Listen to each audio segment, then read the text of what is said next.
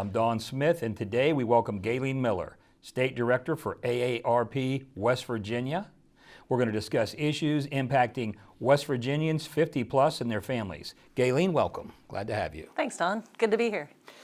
Gaylene, AARP is a real presence at the Capitol and typically working for bills that will support families and West Virginians 55 and older, 50 and older.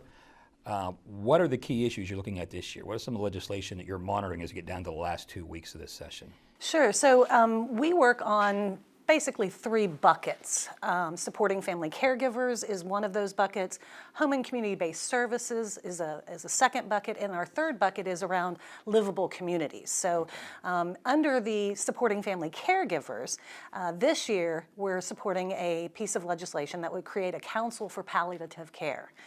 In West Virginia, we have over 300,000 family caregivers, and they're providing an estimated $2.8 billion worth of uncompensated care. That's billion with a B. That's an incredible number, and I've been fortunate enough to hear your presentations a couple of times at the Capitol. And well, that number is big, but I think one of the key things is you make it clear that for West Virginians, being at home is a big factor. Oh, we did a survey, I believe it was 2 years ago, and we knew the number would be high, but it was 98% of West Virginians want to remain in their homes and communities. And not only is that the preferred place to be, it's actually the least expensive place to be. And that's an important thing in West Virginia, both for the state and for the residents and for the people. That care it gets to be so expensive, such a burden to families. It's a labor of love, though, Don. It really is. And again, I think when you look at family caregiving, everyone has a story. Oh, absolutely. You know, and you've either been a caregiver, you know, you're currently a caregiver, you anticipate being a caregiver, or you're going to need a caregiver. So it's one of those issues that really reaches across the aisles. It's not a Republican issue. It's not a Democratic issue. It's a family issue, and it's a West Virginia issue. Well, I know in my family for generations, at some point, the grandparent was in the house with us. Mm-hmm. At the end of the grandparent's life, they were in the house where they felt more secure. They knew the surroundings, and we were able to make sure that they had care. And the same is true with my wife, Samantha. Her family has a history of that. And I think, like you said, most West Virginian families have something of that, a story like that. So what bill are we looking at, and where is it in the process? So the bill we're looking at is a House bill, and I'm happy to report that it's passed the House, so it's in the Senate now. Okay. And we're working with the American Cancer Society, the Cancer Action Network, again, to create this palliative care council.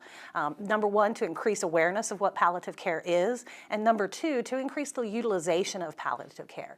We started working with the Cancer Society probably in the summer, so 6-8 months ago. Mm-hmm. And at that time, I was using the terms palliative care and hospice care interchangeably. Okay.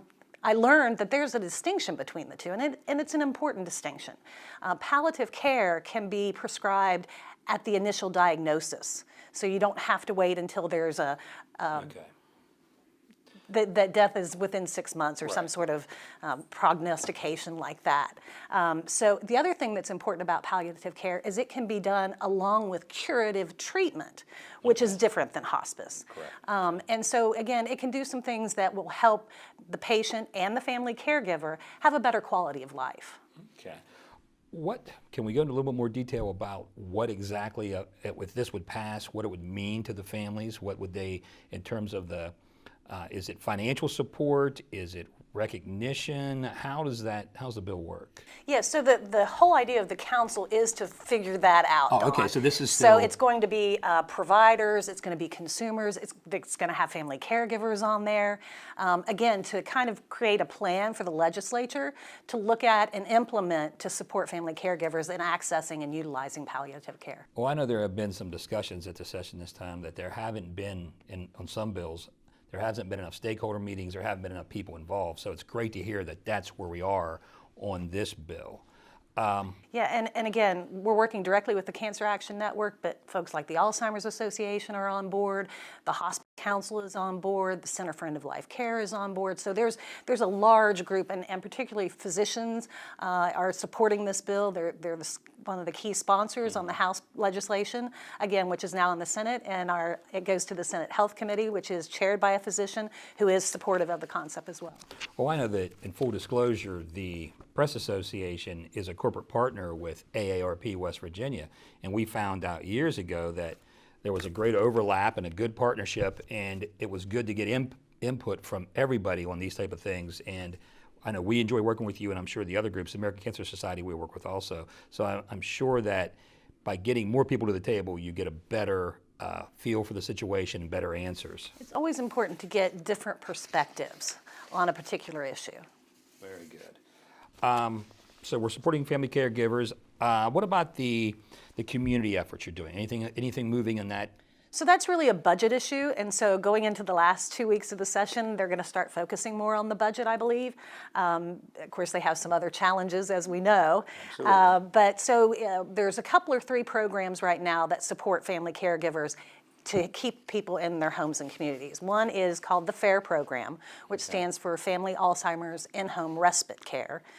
That's a state-funded program, along with Lighthouse, which provides those in-home services, again, supporting the family caregiver and keeping people at home where they want to be. And that's for folks who don't necessarily qualify for Medicaid. They might be a few dollars over that eligibility criteria, but they still need the support and the services. It's a sliding fee scale, again, a state-funded program. So those two are really important. The third is the Medicaid Aged and Disabled Waiver Program.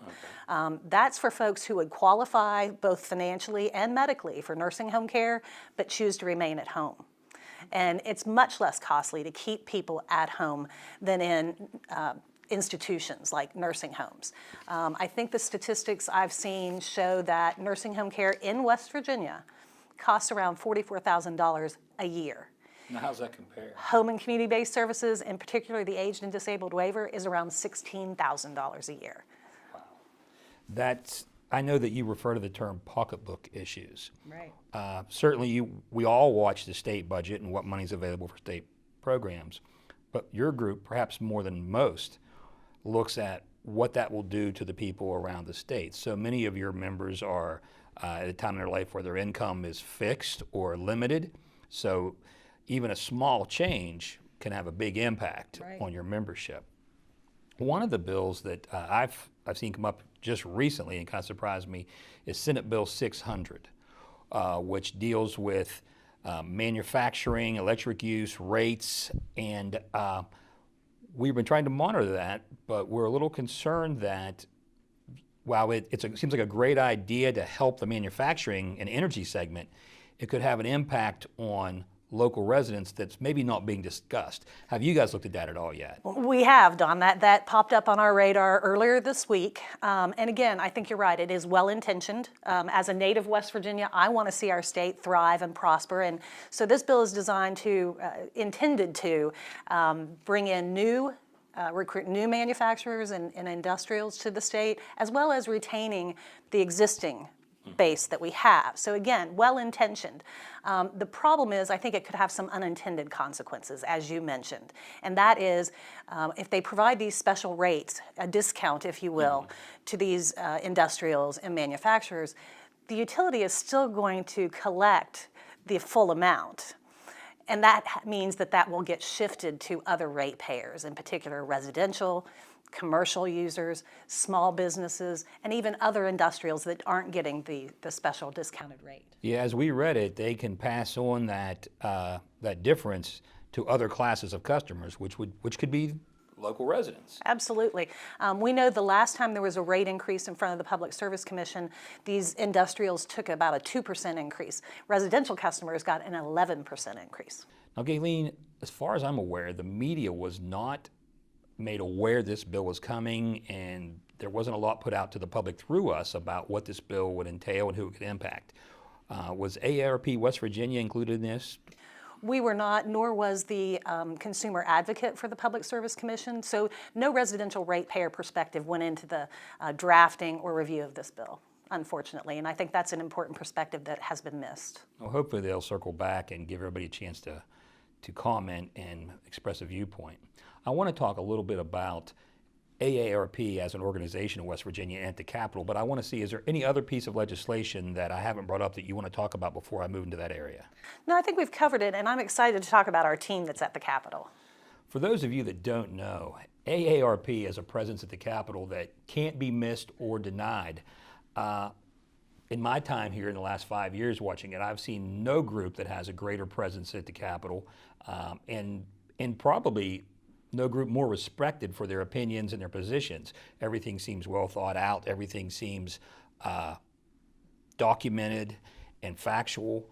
And the presence of really great volunteers from around the state give you guys such a presence at all committee meetings and on all legislation. And I think you're called in as a stakeholder a lot when you should be. And that takes a lot of work. How does this all work out for you? How do you arrange? How did AARP grow to this level? Well, AARP has always been a volunteer organization. First, let me say that. And in West Virginia, we're fortunate to have volunteers who have a passion and a commitment to making our state better. You know, they have experience, they have talent, and they've chosen to spend time with AARP, which is really phenomenal for us. And they are volunteers, correct? They're volunteers. Of course, we do reimburse them for their travel costs. We accommodate if they need overnight lodging and meals and those sorts of things, but they don't get paid. So it really is something that they truly believe in and want to be a part of. And there's nothing more powerful, really, Dawn, as you know, than a constituent talking to a member of the legislature, to their lawmaker, to their friend, their neighbor. And so we think that we provide them with all the tools and training that these volunteers need to be successful, and they deliver. Yeah.